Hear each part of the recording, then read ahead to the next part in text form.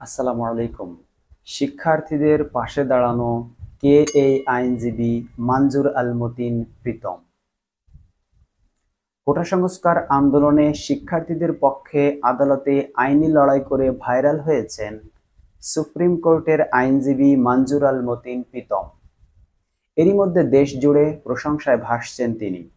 সামাজিক যোগাযোগের মাধ্যমে হাজার হাজার ফেসবুক ব্যবহারকারী প্রীতমের ছবি শেয়ার করে তাকে রিয়েল হিরো হিসেবে আখ্যায়িত করেছেন।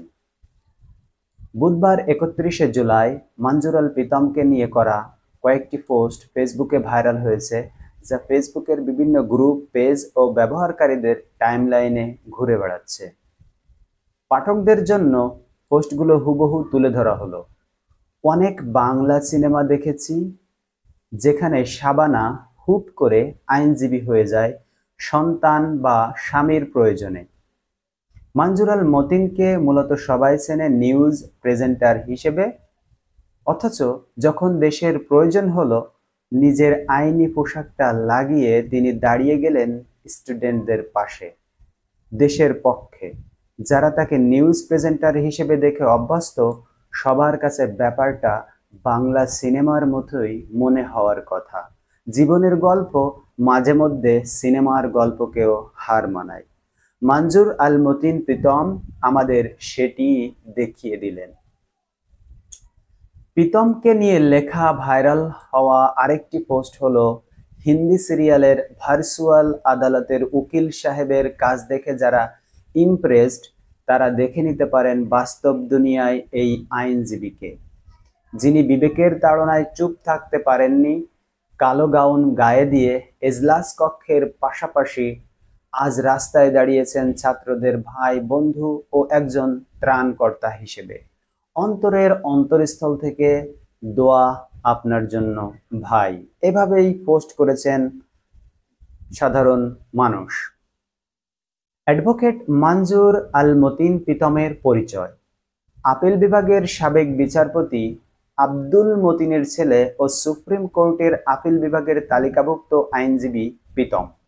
তিনি ঢাকার residential model school and college থেকে এইচএসসি ও এইচএসসি পাশ করেন। এরপর ঢাকা বিশ্ববিদ্যালয়ের আইন বিভাগ থেকে শিক্ষা জীবন শেষ করে আইন পেশায় মনোনিবেশ করেন। বর্তমানে প্রখ্যাত দেওয়ানি আইন ও রিট বিশেষজ্ঞ জ্যেষ্ঠ আইনজীবী অ্যাডভোকেট প্রবীর নিয়োগীর জুনিয়র হিসেবে কাজ করছেন। আইন পেশা পরিচালনার পাশাপাশি তিনি বেসরকারি টেলিভিশন চ্যানেল 24-এর সংবাদ পাঠ করেন ও টকশো উপস্থাপন করে থাকেন। কোটা আন্দোলনে শিক্ষার্থীদের পাশে দাঁড়ানো প্রসঙ্গে অ্যাডভোকেট মানজুর আল মতিন প্রীতম গণমাধ্যমকে বলেন, আমি শিখেছি আইনজীবী হিসেবে সমাজের মানুষের ও আইনের প্রতি দায়বদ্ধতা কাকে বলে। 17 জুলাই রেসিডেন্সিয়াল মডেল কলেজের ফারহান আমার চোখের সামনে গুলিতে মারা গেল। ওই দিন আমি আর আমার স্ত্রী ও আমার বন্ধু রিন্টু আমরা যখন দেখলাম বাচ্চাদের উপর গুলি হচ্ছে, বুক চিতিয়ে দাঁড়িয়ে থাকা নিরস্ত্র আবু সাইদকে এভাবে মেরে ফেলা হলো, তারপর আমার কাছে মনে হয়েছে কোনো মানুষ, সে হোক আওয়ামী লীগের, হোক সে বিএনপির, হোক সে যে কোনো দলের, কোনো মানুষ নিরাপদ নয়। তিনি বলেন, সে কারণে আমার মনে হয়েছে পরের গুলিটা তো আমার বুকে লাগতে পারে, কারণ ফারহান কি আমার সন্তান নয়? আবু সাইদ কি আমার সন্তান নয়? তারপর থেকে রাস্তায় থাকছি। সংযুক্ত আরব আমিরাতে আমাদের ভাইয়েরা রাস্তায় নেমেছেন, তারা জানেন রাস্তায় নামলে তাদের যাবজ্জীবন কারাদণ্ড হবে।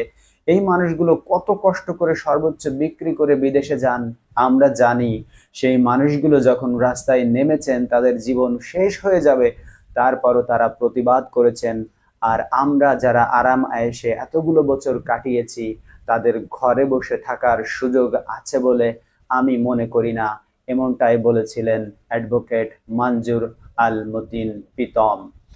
তিনি তার আক্ষেপগুলো সবসময় সংবাদ মাধ্যমে সাংবাদিকদেরকে বলছেন বিভিন্ন উপায়ে, এবং তিনি সর্বোচ্চ চেষ্টা করছেন মাঠে থাকার জন্য। তিনি থাকছেনও মাঠে, স্টুডেন্টদের পাশে, ছাত্রদের পাশে থেকে তিনি আন্দোলন করছেন দাবি দাওয়াগুলো যাতে সহজে পূরণ হয় সে লক্ষ্যেই তিনি শুধু নয়, তার সঙ্গে অনেক আইনজীবীদেরকে দেখা গিয়েছে মাঠে তার সাথে একই সাথে কাঁধে কাঁধ মিলিয়ে হাতে হাত মিলিয়ে তারা যুদ্ধ করছে এবং এ যুদ্ধে তারা জয়ী হবে এ আশায় ব্যক্ত করছি।